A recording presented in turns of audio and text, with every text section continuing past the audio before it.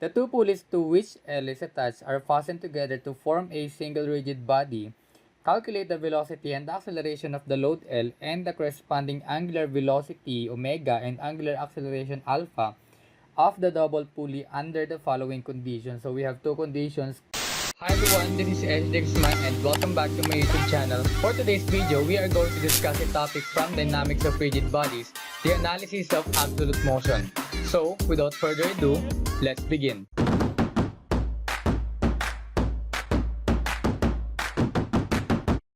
Absolute motion analysis is another approach to describe the plane kinematics of rigid bodies.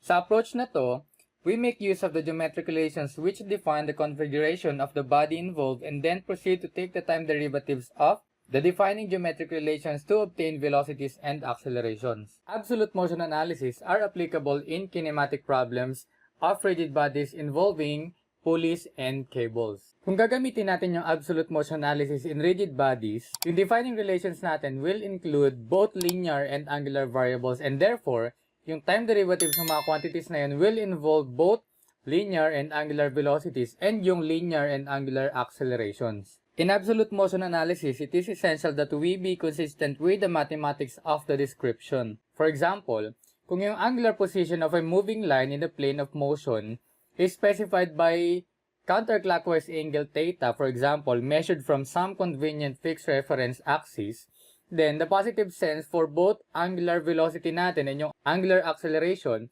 will also be counterclockwise. So yung negative sign for either quantity will of course indicate a clockwise angular motion. And ang formulas na gagamitin pa rin natin sa absolute motion analysis ay yung defining relations na nagamitin natin sa linear and angular motion. The absolute motion approach to rigid body kinematics is quite straightforward provided the configuration lends itself to a geometric description which is not overly complex. And if ever, kung yung geometric configuration natin or yung analysis sa rigid body problem na ito ay magiging complicated, complex, or awkward, maaari na natin gamitin yung analysis na principles of relative motion. Yung relative motion na yan, i-discuss natin sa next video natin. So, yung choice natin between absolute motion analysis and relative motion analysis ay nakadepende sa atin after nating matry yung different approach ng absolute motion and ng relative motion. So, for this video, magpo-focus muna tayo sa absolute motion analysis. Yung mga isa-solve natin na problems dito sa video na ito ay yung mga commonly encountered situations in rigid body. So, isang example na dito yung kinematics of a rolling wheel. So, yung kinematics of rolling wheel na yan is especially important and will be useful in much of the problem work dahil yung rolling wheel in various forms is such a common element sa mechanical systems na palagi nating ma-encounter when it comes to dynamics of rigid bodies. Example number 1, a wheel of radius r rolls on a flat surface without slipping. Determine letter A, the angular motion of the wheel in terms of the linear motion of its center O. Letter B, the acceleration of a point on the rim of the wheel as the point comes into contact with the surface on which the wheel rolls. So makikita natin sa figure na yung ating wheel ay nagro-roll papunta sa kanan from dun sa dash or broken line na circle to the full position without slipping. Yung linear displacement ng center O natin ay itong S. Ayan. Which is also equivalent to the arc length ng CA natin, C'A. Ito yung C'A natin. So, nag-move kasi siya from here. Nag-roll yung ating wheel. Pagka-roll niya, itong points na to ay napunta na dito.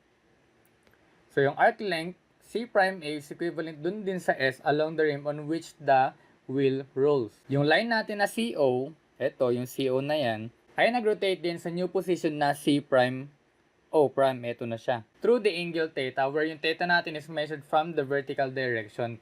And kung yung wheel natin ay hindi magkakaroon ng slipping, yung arc natin na C'A must equal the distance S. So, yun nga yung sinabi ko kanina. Thus, in displacement natin, ang relationship in its two time derivatives gives yung nauna na nating relationship na na-discuss from the rotation, which is yung S is equal to R theta or yung position in angular. And yung v sub O natin or initial velocity is equal to r times the angular position omega and yung acceleration initial natin which is equal to r times angular acceleration. Therefore, ito na yung magiging answer natin for letter A, the angular motion of the wheel in terms of the linear motion of its center, or where yung ating initial velocity can be rewritten as s prime, the first derivative of the position natin, and yung ating initial acceleration ay marirate natin as the double prime as the second derivative of the position natin. Yung angle theta natin, of course, must be in radians. Kung lalagyan natin na niyang value, dapat naka-radians yung ating theta. And yung acceleration, AO natin will be directed in the sense opposite to that of yung initial velocity natin kung yung wheel natin ay mag-slow down. Another term, pang deceleration na mangyari sa kanya. And in this event, yung angular acceleration alpha natin will have the sense opposite to that of the angular velocity. For letter B naman, the acceleration of a point on the rim of the wheel as the point comes into contact with the surface on which the wheel rolls. Sa problem natin, wala naman tayong given values. So, makuha pa rin natin dapat na answer is in terms of variables pa din. Yung origin of fixed coordinates is taken arbitrarily but conveniently at the point of contact between sa point C natin on the rim of the wheel and dun sa ground. So, kapag yung point C natin ay nag-move along the path hanggang point C prime, ito nga siya, yung coordinates and yung time derivatives ay magbabago. So, for coordinate x, lagay natin na B, this is A. For coordinate x, this is x is equal to S minus R sine theta, or x is equal to R times theta minus sine theta.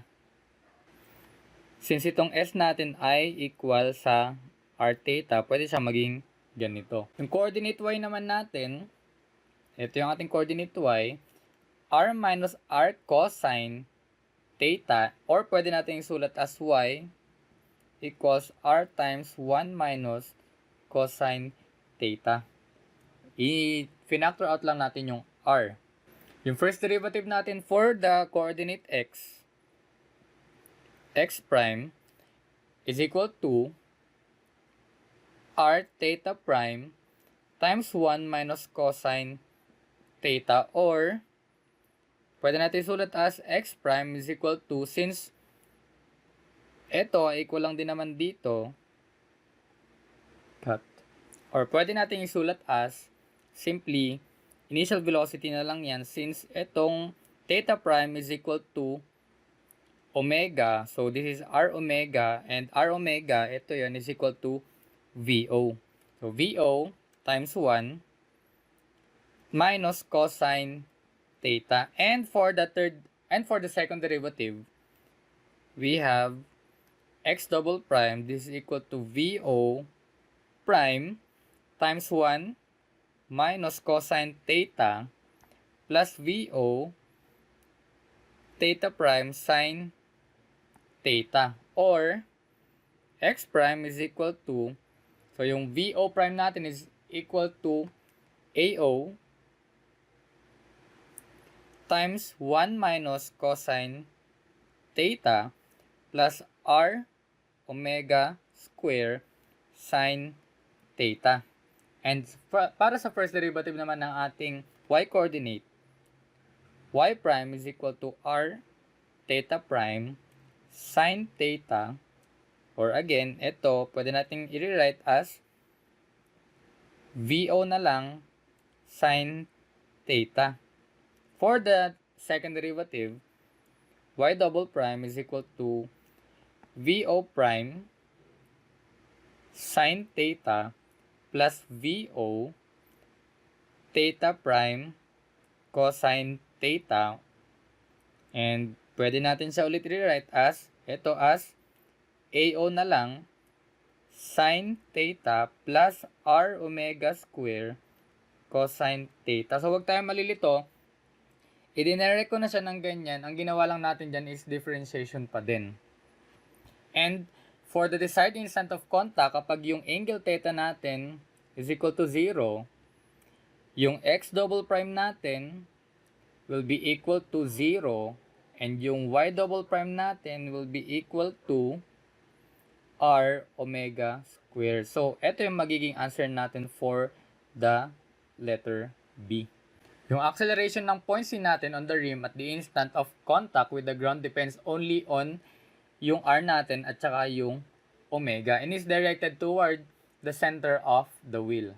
Take note, yung application ng kinematic relationships natin sa wheel, dapat tandaan natin na kapag yung wheel ay nag-slip habang gumugulong, mayroong slipping na naganap, yung foregoing relations natin are no longer valid. So this is example number 1. Example number 2, the load L is being hoisted by the pulley and cable arrangement na makikita natin sa figure. Each cable is wrapped securely around its respective pulleys so it does not slip. The two pulleys to which L is attached are fastened together to form a single rigid body. Calculate the velocity and acceleration of the load L and the corresponding angular velocity omega and angular acceleration alpha of the double pulley under the following conditions. So we have two conditions, case 1, pulley 1 and pulley 2, and case 2, pulley 1 and pulley 2.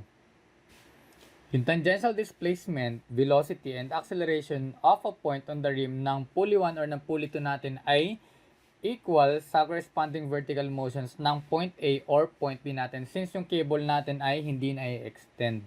For case 1, kailangan natin i-recognize that yung ating inner pulley is a wheel rolling along the fixed line of the left-hand cable. So, i-draw natin para mas maintindihan natin. Ito yung ating initial points, point A and point B. So, ito yan. So, this is our point A. And ito yung ating point B. So, nag-move siya hanggang B prime. So, let's draw a broken line here. Ito yung ating point O. So, ito is yung ating d theta. And ito yung ating ds at B or derivative of S. And ito naman yung ating derivative of S at O. Linear velocity naman for point O and point B is ito. Velocity at B, broken line, and ito naman yung ating velocity at O. For the acceleration, opposite sa velocity, and siya, this is the acceleration at B at T. And ito naman yung acceleration of O natin. Broken line. So, with yung point A natin is momentarily at rest, ang nag-rotate lang ay yung line AB, nag-rotate siya into AB prime through the angle d theta during time dt. So, from the diagram, ito yung mga diagram na dinrawing natin. Makikita natin yung displacements and their time derivatives na magiging, so yung ds at B natin is equal to line AB times derivative of theta. And yung ating derivative of S at O is equal to line AO times d theta. So, ayan. And yung ating linear velocity at B, which is VB, is equal to line AB times angular velocity. Yung AB natin na yan, siya yung nagsiserve as the radius. Yung linear velocity natin at O is equal to AO, line AO times the angular velocity. And yung ating acceleration at B is equal to line AB times the angular acceleration. And yung ating linear acceleration O is equal to line AO times the angular acceleration. And take note, this is for case 1 muna. Solving for the linear velocity at point D, at ito yung ating point D. Since meron tayong given na radius for point D, ito yon 4 inches, and we have 2 na angular velocity for point D. Linear velocity at point D is equal to, say, R2 times the angular velocity 2. Substituting the values, ang R2 natin is 4 times ang angular velocity natin is 2. Linear velocity at D is equal to 8 inches per second. And yung acceleration natin at point D is equal to R2 ulit times the angular acceleration naman. And this is equal to 4 times we have a negative 3 rad per second na given, ito yan sa condition natin, linear acceleration at d is equal to negative 12 inches per second square.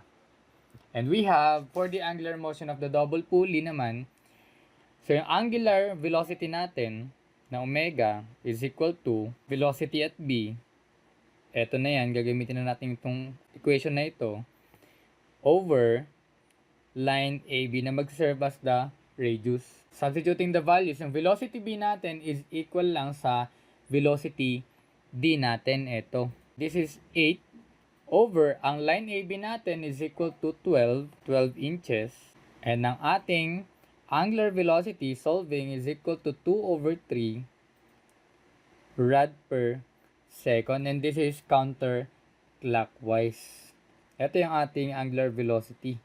For angular acceleration, sa case 1, we have AB at T over line AB is equal to yung acceleration natin at B at T is equal lang din sa acceleration at D natin. So this is negative 12, substituting the values, and over 12 ulit. Angular acceleration natin for case 1 is negative 1 rad per second square, and this is clockwise. Ito yung ating angular motions. Yung corresponding motion naman ng point O natin and the load L, VO equals line AO times the angular velocity. VO is equal to, substituting the values, ang line AO natin is equal to 4 inches. And angular velocity natin is 2 over 3.